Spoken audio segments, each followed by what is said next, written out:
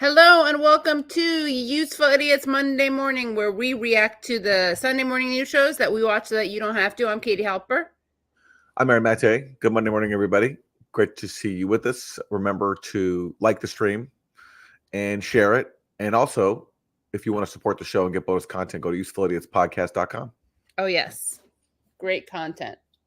In fact, I'll even, because I'm so nice, I'll even bring my mic forward. A nice haircut, Aaron. Not to objectify you or anything. Thank you. I accept your objectification. Well, a lot to get to, including the latest in the genocide in Gaza.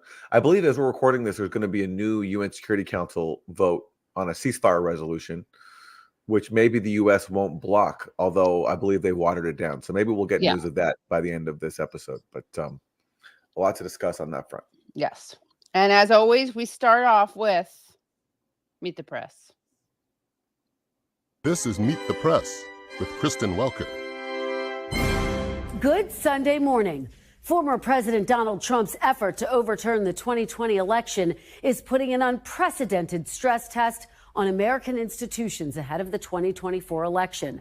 With the Supreme Court already deciding Trump can remain on the ballot in Colorado, and now weighing whether he has total immunity in prosecution for his election subversion efforts. This week, I spoke exclusively with former Supreme Court Justice Stephen Breyer, where I asked him about the weight a justice feels while considering these cases that have become central to the presidential election. That would be a bad name for a song or a memoir. The weight a justice feels. The way justice feels. Okay. The weight to justice. Oh, feels. the weight. Yeah. I like it. It's heavy weight you carry when you're a justice. It's justice true, is heavy. Justice is heavy. Justice is heavy, yeah. Yeah. Hurts my shoulders. Somebody in the chat says the weight of the bags of money. That's true, yeah. Fair enough. Can you describe the weight that you felt that one feels as a justice when you are presented with a case in the middle of a presidential election? It's not just an election. I mean, the court, imagine you were on the court that decided Brown versus Board of Education. I mean, I'm not sure that that's the best comparison. Integration. Maybe it's slightly hyperbolic. With whether Donald Trump can be on the ballot? Yeah, fair enough. Fair enough. Hot take from me. I agree. I share that judgment. Imagine that you were on the court that had to decide, well, for example, whether President Nixon was immune from didn't have to turn the tapes over to Archie Cox. Imagine Better that. Comparison. More of my interview with Justice Breyer is coming up. But first, I'll be joined by former RNC chair Ronna McDaniel in her first interview since stepping down as party chair. In full disclosure to our viewers, this interview was scheduled weeks before it was announced that McDaniel would become a paid NBC News contributor. This will be a news interview, and I was not involved in her hiring. So whoa, we're going to see more of this. This is a major controversy. Major story. I Meet the Press with the Chuckster returning to call it his own network, but they're livid that NBC News hired Ronna McDaniel, the now recently departed chair of the RNC, the same network that has former White House spokesperson Jen Psaki hosting a show, former White House spokesperson Simone Sanders hosting a show, and former White House spokesperson Nicole Wallace hosting a show for the Bush administration. She was the Bush administration, and then also multiple former CIA and FBI officials. Right. But they're drawing a line at Ronna McDaniel, or some people are drawing a line at Ronna McDaniel. Aaron, this reminds me of Brown v. Board of Education. That's the gravity that we're dealing with here. This is like Jim Crow South, this hire. It really is. It really is. Yeah. I like the way she says she was not involved in her hiring. I was not involved. Yes. As if anyone would think that the host of Meet the Press was involved in hiring a contributor. Right. Yes. Probably does happen. I'm sure there's some nudges behind closed doors, but no one thinks that in this case. Should we watch the Chuckster? I mean, the good news is that this is such a such a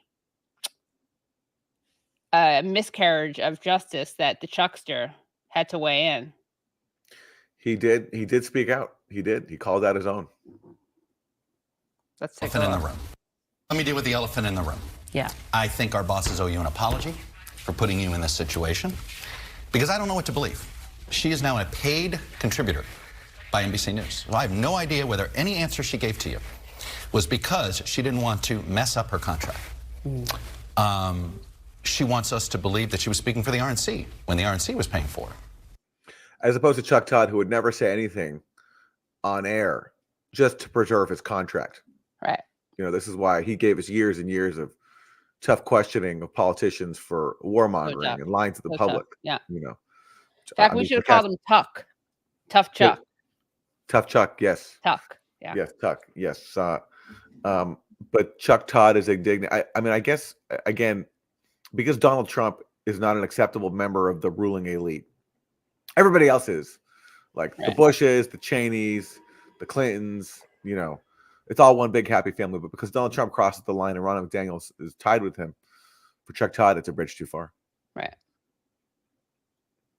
So she has credibility issues that she still has to deal with. Yeah. Is she speaking for herself, or is she speaking on behalf of who's paying her? Once at the RNC, she did say that, hey, I'm speaking for the party. I get that. That's part of the job.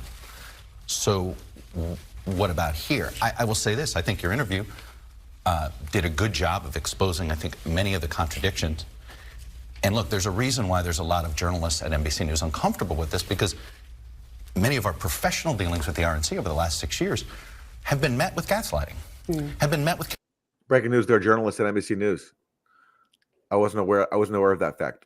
That the gaslighting? No, that there are journalists at NBC News. Oh, that too. Right, right. But this is why they pay Chuck a lot of money, because he brings us the facts, unlike Ron McDaniel of the RNC. Right.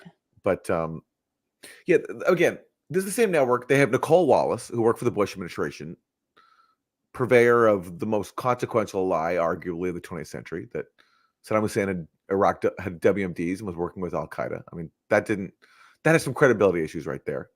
And then you have two White House spokespeople from the Democratic side, Jen Psaki and Simone Sanders, also hosting shows. So yeah. It strikes me as a little bit hypocritical. I mean, Simone Sanders, who famously lied about the CDC findings about or the CDC recommendations during the 2020 primary. That was on CNN, not on MSNBC, but I think that showed us that she was capable of gaslighting.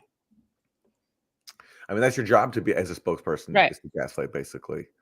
But yeah. Anyway, listen. But I appreciate Chuck's passion. Let's hear some more of it.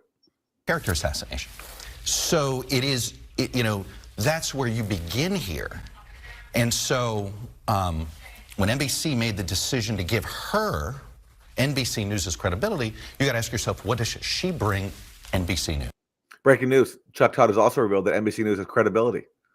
Right. I wasn't aware of that. I wasn't aware of that either. Again, NBC News gave us Russiagate, Havana Syndrome, right? Russian bounties in Afghanistan. Hunter Biden's laptop comes from Russia. You can go down the list. Yeah, but Aaron, to be fair, they then came clean, right? And they've acknowledged all their mistakes. I missed that one too. I missed that one as well. All right. I missed that one as well.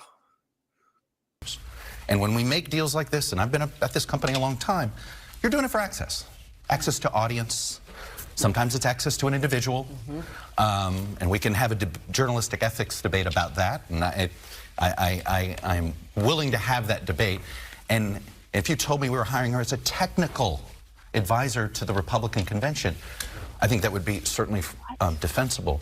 If you told me, what the hell does that mean? We're talking to her, but technical advisor, like she's going to do IT or something. Yeah, she's going to help us update software. Yeah. What the hell does that mean? Log into our account. Fine. I let me log into my NBC News account if I was frozen out. But no, I think that means, like, if you're covering the public convention, you want technical advice on the delegate count or something. Okay, yeah. Stuff I don't really understand. Right. Then maybe how they're doing it in the RNC. Yeah, sure. But I do like the idea. I do like the idea of Chuck Todd only accepting people if they can help him log into his computer. Yeah, exactly. IT support. Or maybe set up the lighting. Yeah. Yeah. How she does in some interviews and maybe vet her with actual journalists inside the network, see if it's a two-way, what she can bring the network. So I do think, unfortunately. What did Nicole Wallace bring the network? Great question. Was there vetting to make sure it's a two-way street? Was there not gaslighting from the Bush administration? This interview is always going to be looked through the prism of who is she speaking for, right? I think you did everything you could do. You got put into an impossible situation, booking this interview, and then all of a sudden the rugs pull out from under you. You find out she's being paid to show up. It's unfortunate for this program, but I am glad you did the best that you could, and that's why the three of us are on here to try to bolster that editorial independence. Wait, how does that bolster editorial independence, having them on there? Yeah, and look, he's making it sound as if this is like as if there was like a terrorist attack against her family or something like that. It's just an interview. Like she was paid to show up to the studio along with everybody else. Like she received the same paycheck that I do. This is just a monstrosity. Chuck's indignant. Yeah, this is like the one conflict of interest he thinks ever happened at MSNBC. Yeah. Who was Nicole Wallace speaking for? Who was Jen Psaki speaking for? Yeah, well, Jen Psaki is clearly speaking for the Biden administration. Right, still. You'll never hear her criticize them, and she's constantly spinning their lies. And Chuck Todd's fine with that. I mean, again, this is the network that went all in on Russiagate, the dumbest conspiracy theory of all time. The idea that Donald Trump is being blackmailed by Vladimir Putin with compromat to do his bidding, and that Russia basically taking over the country. That was the dominant narrative on NBC News, including on Chuck Todd's show for years. And he pushed that. And he wants to sit there and pretend as if he now has credibility because Ronna McDaniel engaged in Trump's election denialism in 2020. It's very, very silly. Very and Nicole Wallace benefited from Bush's election interference, I would say. Yeah, well, that's the whole thing. Like Democrats once believed that the 2000 election was stolen by George W. Bush. And I personally agree with that. But now are we supposed to? And like Nicole Wallace was a part of that administration that came to power after stealing the election in Florida. So did Chuck Todd speak out against that? I think not. I think not. Yeah, so ridiculous. All righty, should we go to our next clip? Well, you wanted to show. Let's show some tweets. So Glenn Greenwald had a good tweet on this. Let's take a look at that. So this was in response to the clip that we just showed. NBC negotiated a contract with Jen Psaki while she was White House press secretary. ABC hired George Stephanopoulos directly from the Clinton White House with no journalism experience. All these networks hire operatives from the U.S. security state and never prompts this melodrama. Also, as we pointed out, Nicole Wallace went straight from the Bush administration. But then Aaron Rupar, let's see what he had to say about this. I must have missed when Jen Psaki and George Stephanopoulos worked on behalf of a coup attempt aimed at overthrowing the constitutional order. Well, that's not what Chuck Todd was saying. That wasn't the point.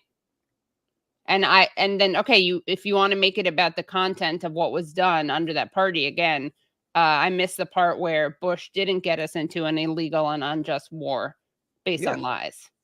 And also arguably stole the election in 2000. Yeah. And again, Russiagate was, I think, an attempt to undermine the constitutional order by framing the president as a Russian agent. that was pretty insurrection-y.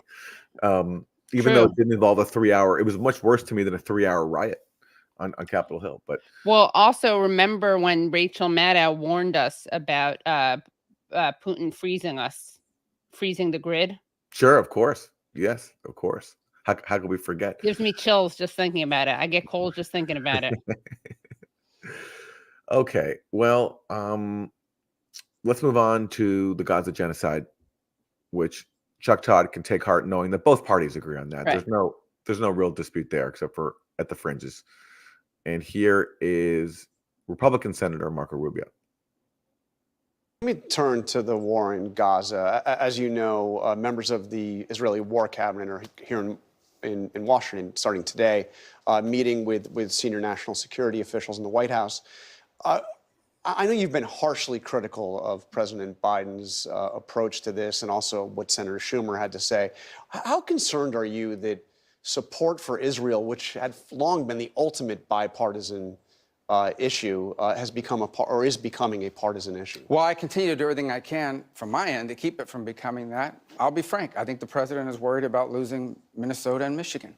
He's getting a lot of pressure from the pro-Hamas wing of the Democratic Party, a lot of activists and people like that. Okay, if you're going to call them pro-Hamas, can we call you pro-genocide? Part of the pro-genocide wing? Yeah, but the difference is that that's accurate. Right, exactly. You're calling right. genocide. That's not It's fair. not That a fair was trade. right. It's not a fair trade because he is the pro-genocide wing. Right, right. Whereas I don't know, Hamas has probably 0.0% support in the U.S. It's just what he calls pro-Hamas is just people who are against genocide. Yeah, exactly. Right.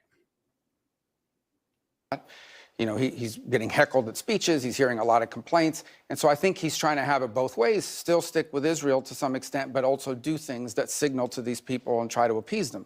I think he's right. I mean, where's the lie there? Yeah. Where's the lie? Yeah. That's exactly what Joe Biden's doing. He Yeah. sees that his support is cratering because he supports the genocide. And so he's doing these performative things like getting Chuck Schumer to renounce Benjamin Netanyahu and make Netanyahu the personification of the issue when really it's the entire Israeli government, while still maintaining the same support for Israel. So Marco Rubio, I'll hire you. Yeah, exactly. Yeah, hire him for the news desk. Great analysis right there.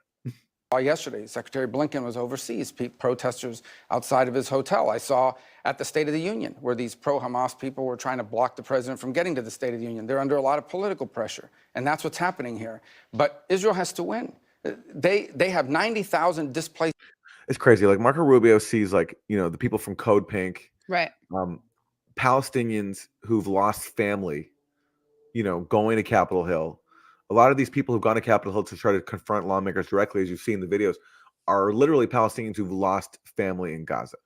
And Marco Rubio sees them and turns around and just sees them as pro-Hamas because they're against the killing of their own family members and their own people. Disgusting. But Israelis in their own country don't worry, Aaron. The good news is he has empathy.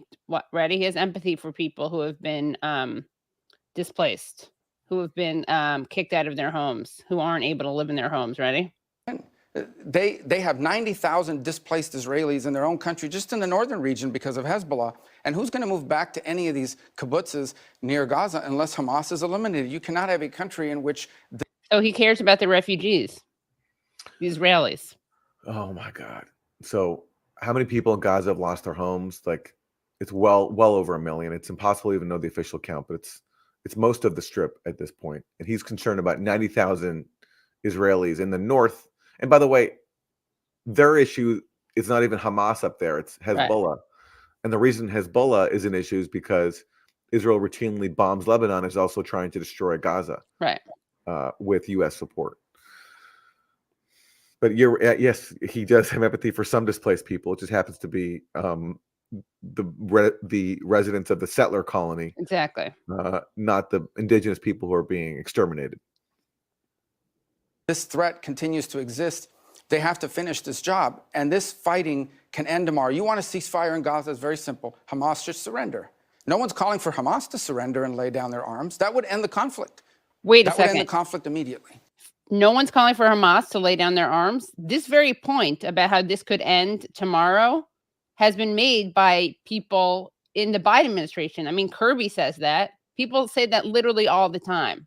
You want to end this now? Hamas can lay down its arms.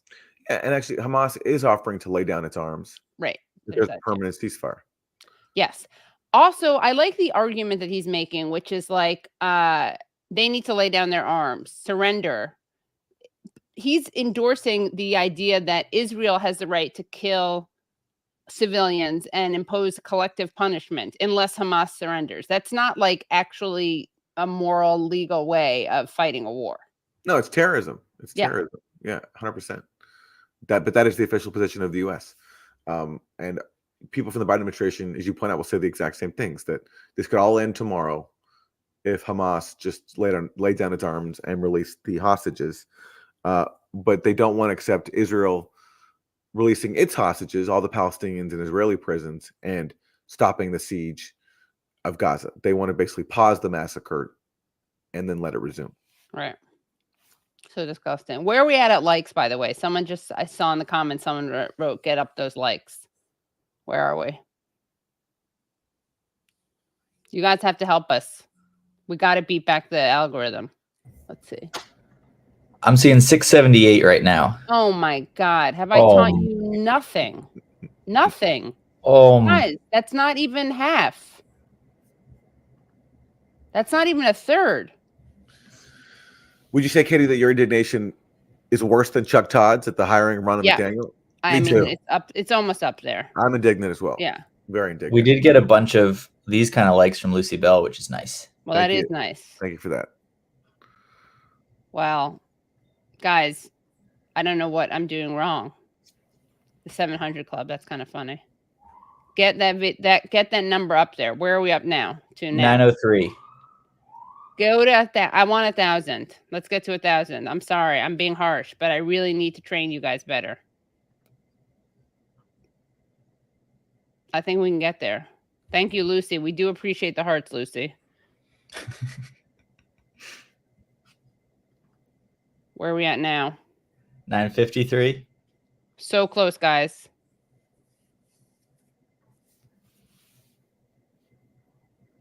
Are we at 1,000 yet? I'm seeing 978, but I might be behind.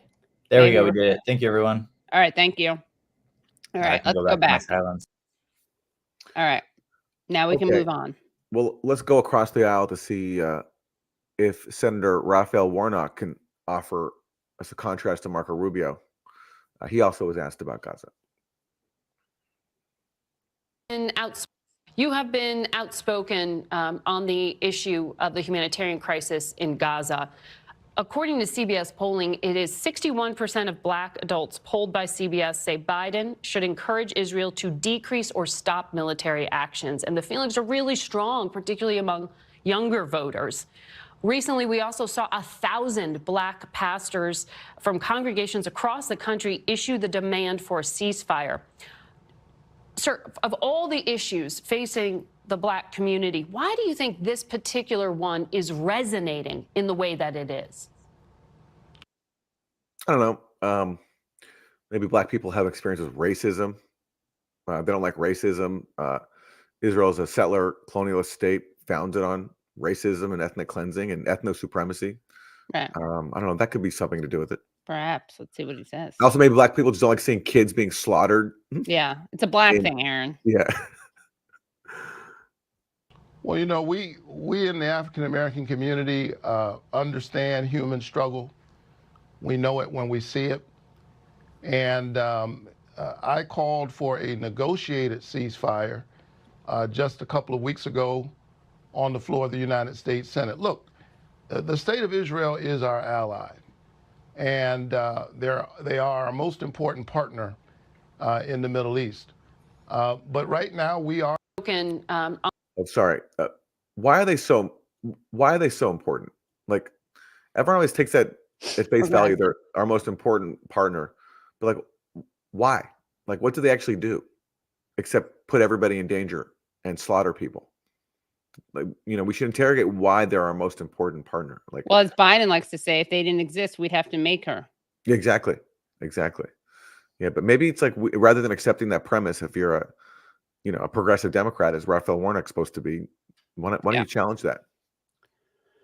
Well, let's hear the rest of what he has to say, and then we're going to show a follow-up clip, and that's a doozy. A little spoiler alert. We know it when we see it. And ceasefire just a couple of weeks ago on the floor of the United States Senate. Look, the state of Israel is our ally, and they are our most important partner in the Middle East. But right now we are having an important conversation about principles, about American values. In a real sense, that's what's at stake. What a completely milquetoast answer. He says absolutely nothing. We're having a conversation about American values. Right. Okay, like what do those values include? Opposing genocide and not being complicit in it? Maybe. Yeah. By the way, he just voted for the Senate's latest measure to defund UNRWA, the Right. UN agency serving Palestinian refugees, and Absolutely disgusting decision. giving more money to arm Israel. Right. Every time Senator Warnock's had an opportunity to vote on this, along with most Democrats, he's voted to fuel the genocide. In fact, he's going to make that clear in the next clip. In terms of what the U.S. can control, the question of U.S. military support for Israel is being debated within your party, as you know. Just yesterday, 11 organizations who operate in Gaza, including the Episcopal Church, Oxfam, Save the Children, issued a letter saying the humanitarian response in Gaza, including U.S.-funded humanitarian assistance, has been consistently and arbitrarily denied, restricted, and impeded by the Israeli authorities. Do you worry that continuing to provide American weapons to Israel will sacrifice moral authority? And do you believe that the Biden administration should suspend arms transfers? I don't understand why you have to presume in a question that we have any moral authority. I know. I was like, that ship has sailed. Yeah. Margaret. Yeah. It's like no matter what happens, the U.S. always has moral authority, Right. and it's never squandered. It's like, at what point do you stop accepting the premise that you have any moral authority to begin with? Yeah. You know? For her, But it's like- maybe it is. I mean, to be fair, maybe it is squandered now for her or at the risk of being squandered, but that ignores history, recent history. And it's too late for it to not be. I mean, it's gone. It's gone. Yeah, but like, why do we assume that any state has a moral authority, Right. especially the world's top hegemon, which has Right. done so many horrible things? But it's like, you could, if this goes on, God forbid, Right. another whatever, how many tens of thousands of more people die? Like, Yeah. are we going to get in 6 months hosts being like, do you think we're almost at risk of losing our moral Right. authority? You know, Yep. there's like 2 Palestinians left in Gaza. Do you think we might be at risk of losing our moral Right. authority if those last 2 people are killed? Right. You know. Listen, Israel lives in a dangerous neighborhood, and its enemies are more than just Hamas. They are serious and geopolitical concerns that we have to pay attention to. But look, we can walk and chew gum at the same time. We can be. Anytime you hear someone saying that, they're going to be advocating a horrible position. Right. We can walk and chew gum at the same time. So what he's saying here is we can arm Israel's genocide while also letting a trickle of aid in, more than the zero aid that's being allowed right now. That's what he's saying. Consistent in our support of Israel's right to defend itself, and at the same time be true to American values and engage this catastrophic humanitarian situation that's on the ground.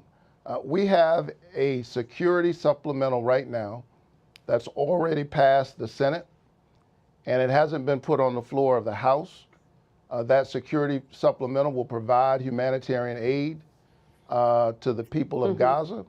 It will support our partners in the Indo-Pacific arena. Yes. And it will also check Russian aggression in Ukraine. Okay, but I hear you stopping short of saying it should stop transfers. 17 Democratic senators have said the administration should reject Israel's claims that it's not violating international law.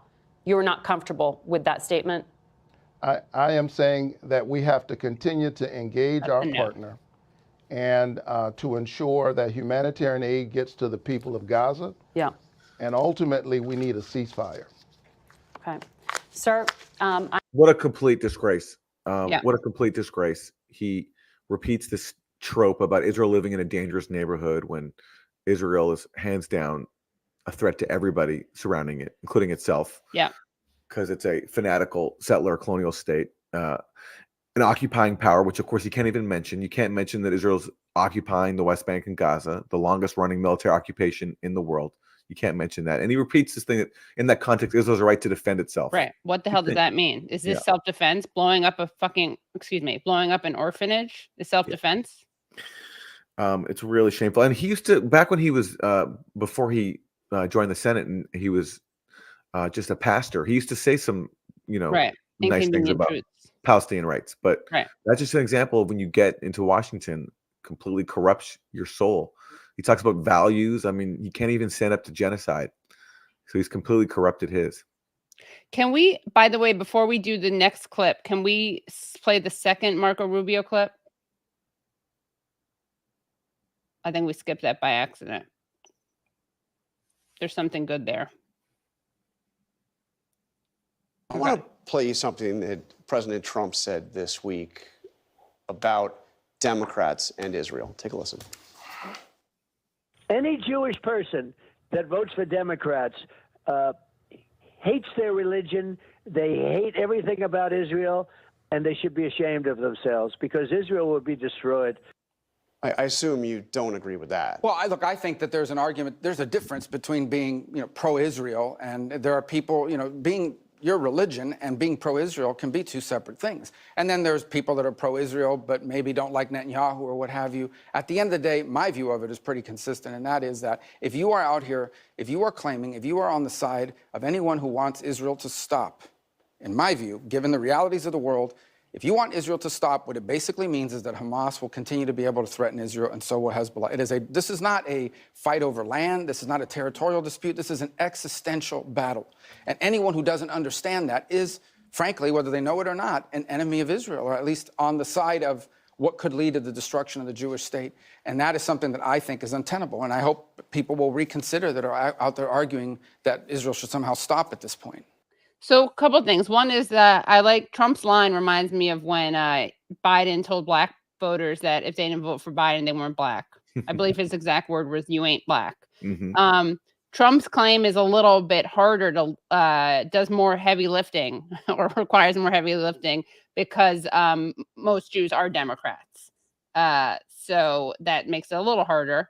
I guess there's a real epidemic of Jewish self-loathing, according to Trump. But what I like about this response is that Rubio's take is obviously more nuanced than Trump's in terms of you don't have to be self-loathing. He kind of separates whether or not you hate your own religion from your position on Israel. But it's also more nuanced than the director of the Anti-Defamation League, the ADL. Let's take a look at this tweet. So just the Jonathan Greenblatt, the screenshot. So this guy went on a whole spiel defending his wife, but the point is he wrote, Haviv Redinger wrote, "There's no whinier human alive than the anti-Zionist Jews, most of them probably fake." Okay, so most anti-Zionist Jews are probably fake. And Jonathan Greenblatt of the ADL goes like this, points down and says this. Disgusting. Wow. Yeah, the whole thing, what Trump is playing into, and these guys are too, it's very anti-Semitic to say that, your Judaism is tied to exactly your support for a state, an ethno state. Right. It's making it look like we're this monolith that we all support Israel, and it leans into and perpetuates the dual loyalty trope, which is very anti-Semitic. Mm-hmm. Exactly. They don't care. Yeah, exactly. Yeah. All right. Speaking of Israel genocide, let's take a look at this clip of AOC talking to Jake Tapper. Gave a very forceful speech on the House floor Friday about the humanitarian crisis in Gaza. You called on President Biden to cut off U.S. military aid to Israel. I think we have a clip of part of what you said. Let's roll that. If you want to know what an unfolding genocide looks like, open your eyes. It looks like the forced famine of 1.1 million innocents. We must write our story in this moment of what it means and who we are as Americans. And our story must be not that we were good men who did nothing. Now, it was a good speech, and I just want to credit the activists who confronted AOC. I don't know if you saw that clip in a movie theater in Brooklyn, I believe. Some people saw her there and confronted her and called her up for not calling this a genocide. And she claimed that she had called it a genocide. But I think this speech underscores that at that point she hadn't, because this speech was marked as the first time she's called it a genocide. Right. And good for her for doing that. It's too late, but better late than never. Yeah. But I think that's an example of how activism works. I mean, I think that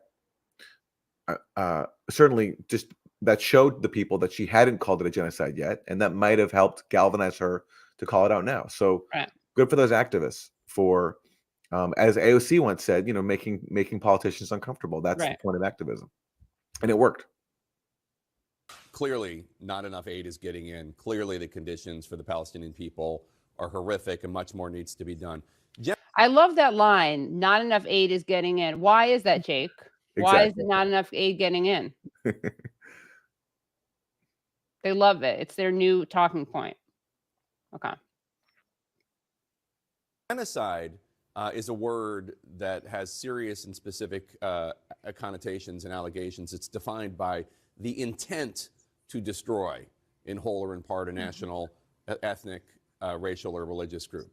So you, just to clarify here, you believe the Israeli military, the Israeli government are actively trying, they intend to destroy the Palestinian people, and not that what's happening is horrible, but it's happening because Israel is going after the terrorists of Hamas who attacked them on October 7th, and Hamas embeds within the civilian population? Like, does he get his talking points right from Israel? Does AIPAC give them directly, or does Netanyahu give them directly? I mean, did he not read of course he didn't, the ICJ case? Has he not heard quote after quote after quote of Israeli officials laying out their genocidal intent? Clearly, a population is being starved. They're being bombarded and massacred. More than 13,000 children. And clearly, Israeli officials have said they're going to cut off all the food and aid to Gaza and wipe everybody out and destroy the entire Gaza Strip. But clearly, this is all the fault of Hamas, right? This is just Hamas's fault. Yeah. They're just targeting terrorists and Hamas embeds. I mean, the whole Hamas embeds the civilians talking point is so disingenuous, and you don't actually, the moral way to respond to that, if it were true, and it's not true, but if it were true, that's why then you don't bomb a hospital or an orphanage. Yeah, and also, I mean, the reason Hamas is around civilians is because they're all confined to a concentration camp. Right. Like, if you gave Palestinians freedom of movement and the right to self-determination, you wouldn't have Hamas being next to civilian areas. I mean, they're all in a death camp. Right. Where can they go? Yeah, and Hamas has the right to resist that occupation, no matter what you think of them. But Jake just can't comprehend that. Yes, and his job is to basically be a snitch and try to like guilt AOC into to try to like intimidate her into retracting her statement. But she gives a very good answer here. You know what, Jake? I would say listen to Israelis. Believe Israelis. They've made their genocidal intent clear, and you shouldn't be gaslighting them. That's right. Well, Jake, you're absolutely right. This word is extremely serious. It's one that's taken with extraordinary gravity. And to me, the threshold of intent is a high one. It is a serious one, and is not one that is made lightly. However, when we look at the precipice of what is happening with a forced famine of 1.1 million Gazans, where multiple governments, NGOs, and even officials within the United States State Department have stated themselves plainly that the Israeli government and leaders in the Israeli government are intentionally denying, blocking, and slow walking this aid and are precipitating a mass famine. I believe we have crossed the threshold of intent.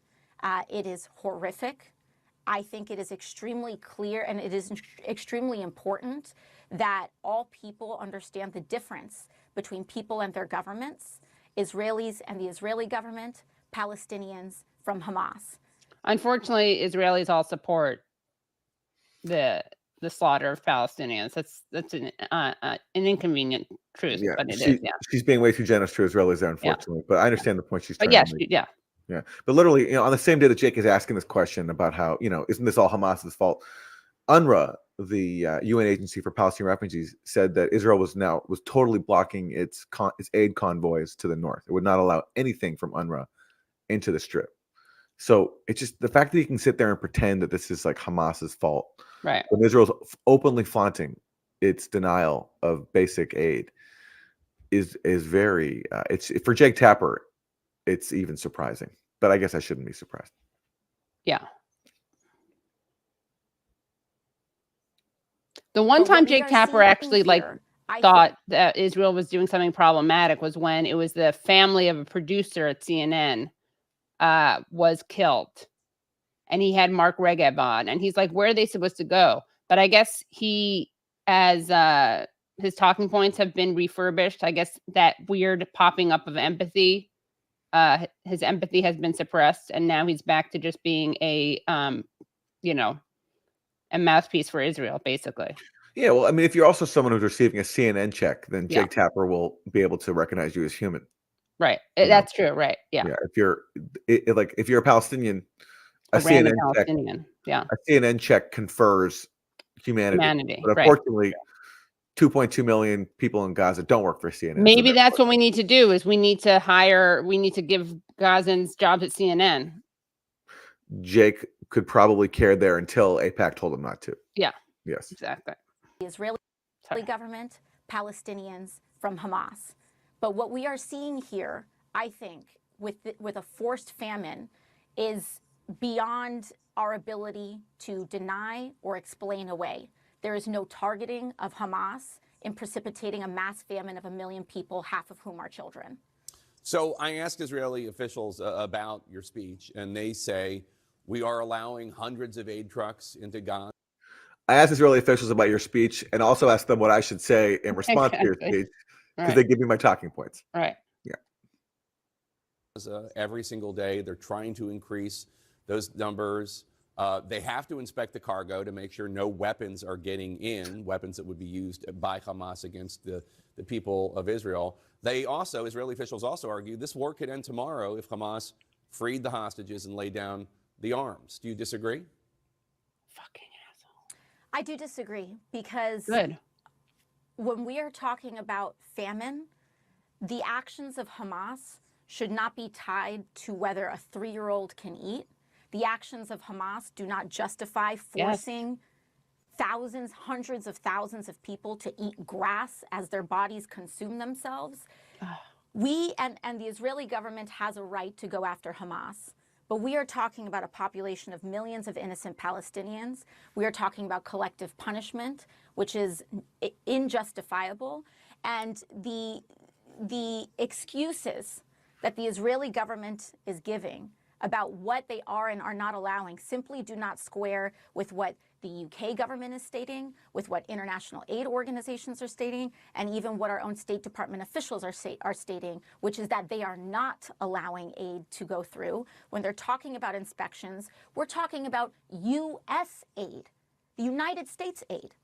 And so I think that if we are to operate as allies, then we must operate in good faith to uphold the principles of democracy, which includes respect for human rights, and also proving the value of our democracy, which is that we are different than authoritarian and we are different from other types of regimes with no regard for innocent people.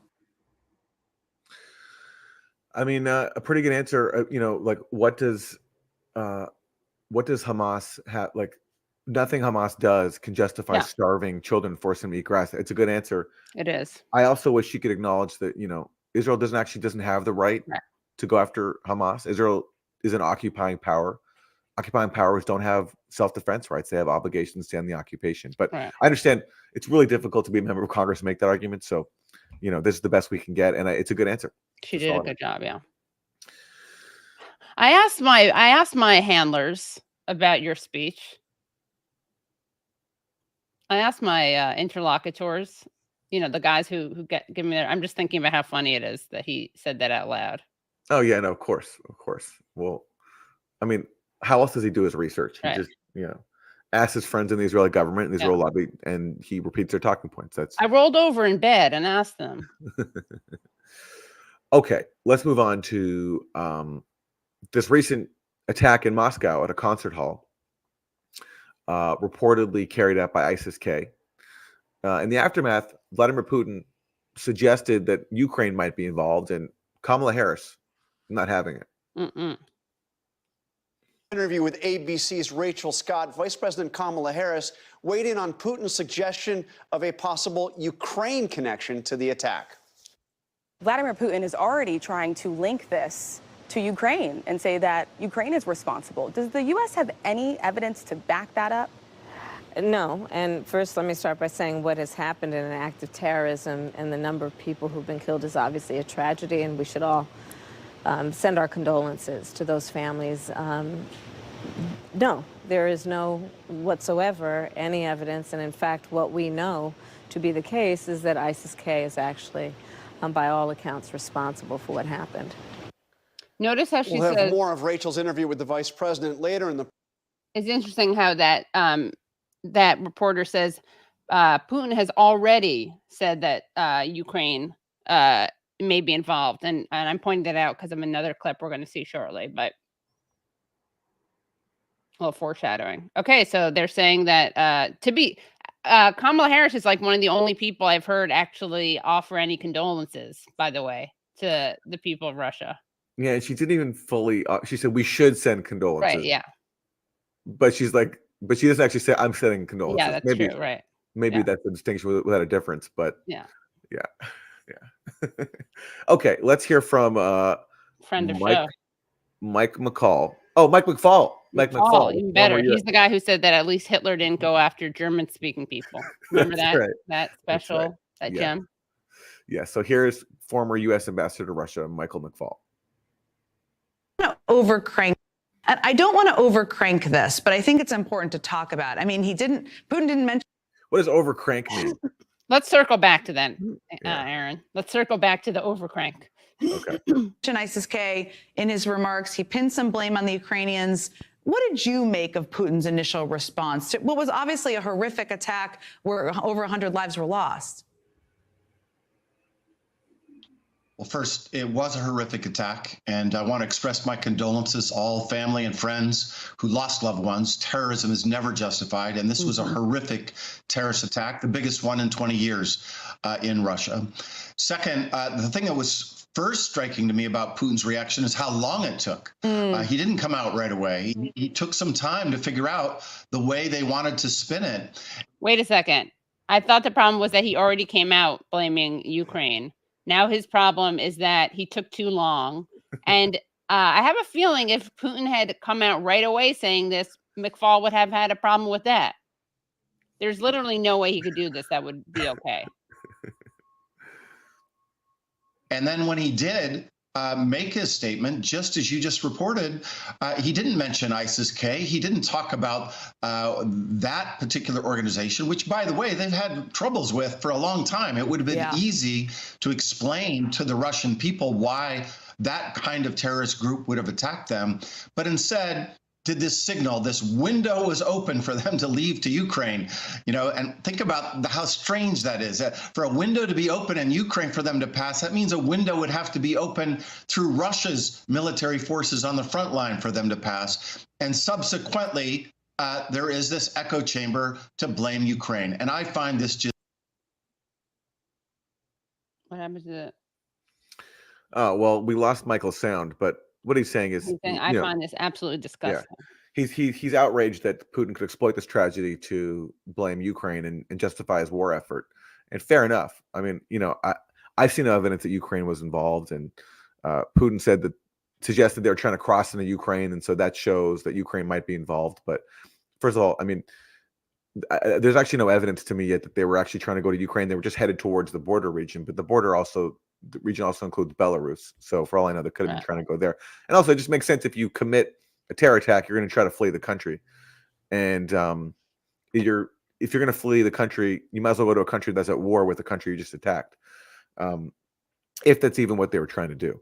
So I think McFaul actually raises a fair point there. But to criticize Russia for exploiting a tragedy to warmonger, I mean, that's what the U.S., including McFaul, do all the time. Right. Like, anything That's is their job, though, Aaron. That's their lane. But anything is an excuse, for example, to fight Russia. When Russia was accused of stealing some Democratic Party emails in 2016 with the whole Russiagate thing, people were calling that an act of war and that we have to stand up to Russia, including Michael McFaul. So, it takes one to know one. Yeah, but he's just disgusted. All right. We are running out of time, so Yeah, we which might one should we prioritize? we might want to skip a couple. Let's check in on Tom Cotton. Why not? Okay. Senator Tom Cotton of Arkansas, like McFaul, reliable warmonger. And this was his reaction to the attack in Moscow. Well, as a reminder, this is the video that we saw just days ago of what's happening at our U.S. southern border. And the fact is we've got new numbers from CBP. They came in late in the week. They talk about a record high for a February number, and also that up to 70 people on an FBI terror watch list have been arrested this year alone. We don't know if any of those people got deported. None of our reporters can determine that a single one was. But the administration is saying that you guys are the reason this is happening. DHS Secretary Mayorkas said Saturday on X. Oh, my bad. This is not about the Moscow attack. This is about the border. It's all related. Congress has to do more to support our frontline workforce, including passing the bipartisan border security bill. He says it would fix the asylum system, give our department needed tools to better enforce the laws at the border, fight cartels, and stop fentanyl from entering the country. He's pointing the finger at you. Well, Shannon, the only person responsible for the chaos at our border is Joe Biden. In 2020, he said that he would reverse all of President Trump's highly effective policies. That sent a signal to everyone around the world that if you got to our border, you could get in. That's exactly what he did on day one. And we had more illegal crossings in 2021 than we had had in any previous year, and again in 22 and again in 23. That has nothing to do with the bill that Congress may or may not pass in the spring of 2024. This chaos at our border, 10 million illegal migrants crossing into our country's border over the last 3+ years, is solely the responsibility of Joe Biden. Well, you know, Democrats in the Senate are blaming you guys, too. Not surprisingly, there's some tensions late Friday, early into Saturday, as you have passed this new round of appropriations bills. A little back and forth with you and Senator Jon Tester, Democrat out of Montana. New York Post has this. They quote him saying, Republicans are the ones that killed the best immigration bill we've ever had on the floor of the Senate. Senator Tom Cotton, however, told reporters that Tester was privately telling members he didn't want to vote on amendments. Many of those had to do with the border. That's BS, he said. We're censoring that from Mourning TV. Tester spokesman also called that accusation. All right. I think we can move on from this. This is basically just, like the border brawl. Who can be tougher on undocumented people? Not much to say there. It's pretty self-evident. Let's move on to Congressman Michael McCall, not to be confused with Michael McFaul, the former U.S. ambassador to Russia. Although you can pretty much confuse them, but same policies, yeah. Different parties, same policies. Yeah. And he's hopeful that Ukraine proxy warriors are finally going to get their $61 billion because House Speaker Mike Johnson has been dragging his feet on that. But in Washington, neocons always win. And he thinks that Johnson finally will allow a vote on that very soon. Speaker Johnson. So has Speaker Johnson given you any timeline for a vote on Ukraine aid, given that they are running out of ammunition? His commitment is to put it on the floor after Easter, and we are working on this bill. So as soon as you all come back April 9th? I would like to be done as soon as possible. I think the situation in Ukraine is dire. The front lines we can't, if we lose in Ukraine like Afghanistan and lose to Putin, let him, take over Ukraine and Moldova, Georgia, and abandon our allies like we did in Afghanistan. Does that make the United States weaker or stronger? Well, I think weaker. Why isn't there that sense of urgency on the speaker's part? I mean, respectfully. I mean, why does the choice have to be abandon our allies or grind them into, use them as cannon fodder? Why can't it be, helping with negotiations?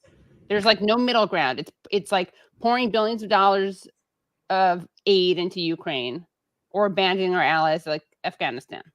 Yeah, and again, the aid is not aid; it's weapons, right? And it's money going to the military-industrial complex. And yeah, no one ever discussed the possibility, which I'm not even sure is possible anymore at this point, right? Because Russia certainly was. It has been for a long time. I mean, there's been so many opportunities.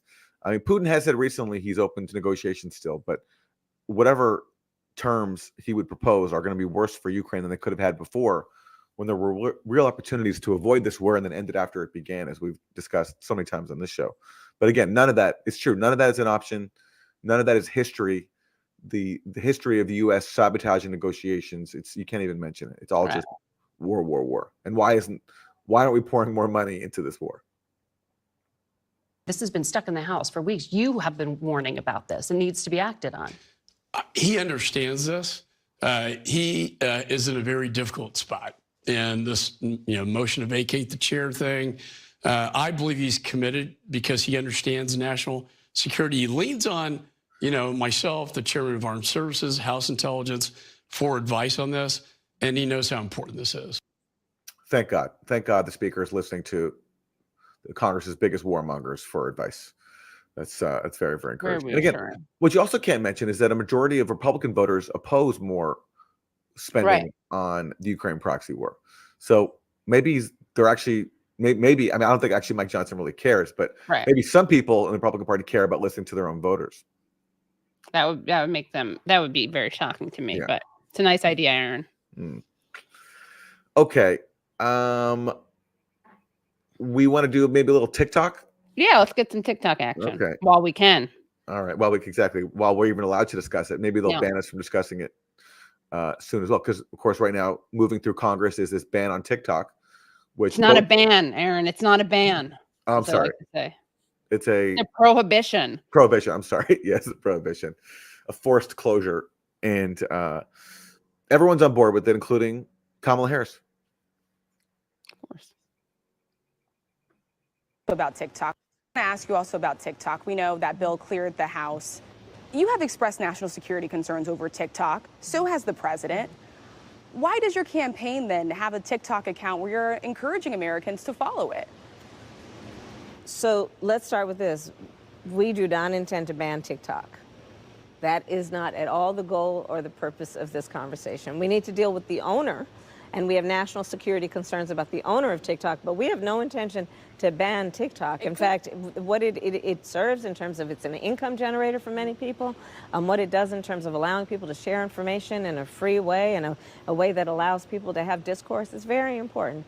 But we do have concerns about the national security implications of the owner of TikTok, and that has been our position in terms of what I think we need to do to address those concerns. The ban could happen if its Chinese parent company does not sell the app. Should your campaign stay on TikTok with those national security concerns that you're voicing? Well, we'll address that when we come to it. But right now, we are concerned about the owner of TikTok. We'll address that when we come to it because the ban we want to impose hasn't happened yet. So therefore, we're going to keep our account open. Right. We're going to reach as many people as possible while they're still allowed to use it. I thought it was so dangerous, though. Yeah. And the national security implications, we do not intend to ban TikTok. And we understand its purpose and its utility and the enjoyment that it gives a lot of folks. Well, the enjoyment it gives a lot of folks cannot match the enjoyment it gives the folks in the White House and the national security state in censoring it because it's saying the wrong things. And again, there's been reporting on this. The effort to ban TikTok really picked up steam after October 7th. Exactly. Like without October 7th, without October 7th, I don't think this ban would be moving, at least right now, at the pace that it is, because both parties are outraged that the kids, young people on TikTok, are sharing pro-Palestine, anti-genocide content, and therefore it has to be shut down. Yeah, we know because friend of show who we just mentioned earlier, Jonathan Greenblatt, was upset about Israel's TikTok problem. There we go. That's how you deal with it. That's right. Yeah. All right. Well, do we want more Tom Cotton, or can we stomach him? He's just so insufferable. Yeah, sure, why not? Okay, let's hear a little Tom Cotton on this. And first of all, funding for Israel aid. There's a giant package. The White House wants it all passed together. There's talk in the House they may split it into different pieces. But we know that Secretary Anthony Blinken is in the Middle East. He's coming back now, but he's had this conversation with Bibi Netanyahu saying, we don't want you to go into Rafah, and there are all kinds of other problems we have. Here's the secretary. It risks killing more civilians. It risks wreaking greater havoc with the provision of humanitarian assistance. It risks further isolating Israel around the world and jeopardizing its long-term security and standing. So what about those short and long-term impacts, potentially what Israel is doing now, hindering the possibility of getting to peace long-term? And shouldn't allies and friends be able to have these difficult conversations? Shannon, we're fewer than 6 months past the worst attack on Jews since the Holocaust. We should back Israel to the hilt in their existential war against. I mean, that comparison to the Holocaust is so offensive because really is. it's Israel that's acting like a Nazi regime Right. in besieging a death camp and slaughtering tens of thousands of people. That's Nazi behavior. And second of all, October 7th didn't happen because Israelis are Jews.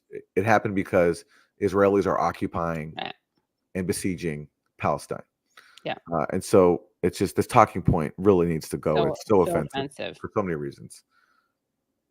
Hamas. That includes rooting out the Hamas terrorists and leaders who are now hiding in Rafah. And Joe Biden and Tony Blinken and Chuck Schumer, rather than blaming Benjamin Netanyahu and putting pressure on him, should be helping the Israeli government put pressure on Hamas, not only to win this war, but also help bring back those hostages, some of whom are American hostages. It's very disappointing to see Joe Biden and Chuck Schumer apparently more concerned about placating the growing anti-Semitic faction in their party than helping an ally like Israel win this war. More than 1 million. I mean, it's so crazy that you have like Joe Biden doing everything he can to arm the genocide and performatively sometimes criticizing Netanyahu just to like try to like rescue Biden's own reelection campaign. And the Republican criticism is that Biden is somehow being soft on Hamas, and he's not supportive of Israel enough when Biden's done everything he can to arm Israel. That's our political spectrum right now. It's like both parties in lockstep with Israel. The Republicans just want to be even more outwardly supportive of Israel and its genocide than the Democrats. That's our political spectrum. Well, we do have some breaking news, by the way, which is that the UN Security Council has just approved its first ever resolution demanding an immediate ceasefire in Gaza, with the notable abstention of the United States. Wow. Okay, well, there we go. So that actually is 170 days in. Yes. We'll have to read the full text to see if the U.S. got something in there to water it down, which I wouldn't be surprised if they did. But calling for an immediate ceasefire is significant, and for the first time, the U.S. has not vetoed it. Right. Whether they'll put any of their own effort behind it, like, for example, they'll cut off weapons to Israel, it's a safe bet they won't. But if that's the language, and there's not some caveat that the U.S. slipped in to water it down, then that's significant. Yeah. Wow. I mean, too late, obviously, but that is significant. Yeah. Wow. Yeah. I mean, of course, this should have been the policy on day one. Of course. There should have been a negotiated release of the captives on both sides and an end to the occupation. And so many people could have not been killed, and so much in Gaza would not be leveled as it is right now with U.S. support. But that is significant. I think that the U.S. has abstained. It's the first time they have not vetoed such a measure. That's important. Wow. All right. Well, let's leave it there. Thanks for watching, everybody. Who pointed that out? I'm sorry, I missed it. Someone in the comments pointed that out. If it was you, there you go. So smart, so stupid. More so smart today. Thank you for pointing that out. Because that, yeah. And all right. For watching. Thanks, everyone. Yeah. See you guys next week. Bye, everyone.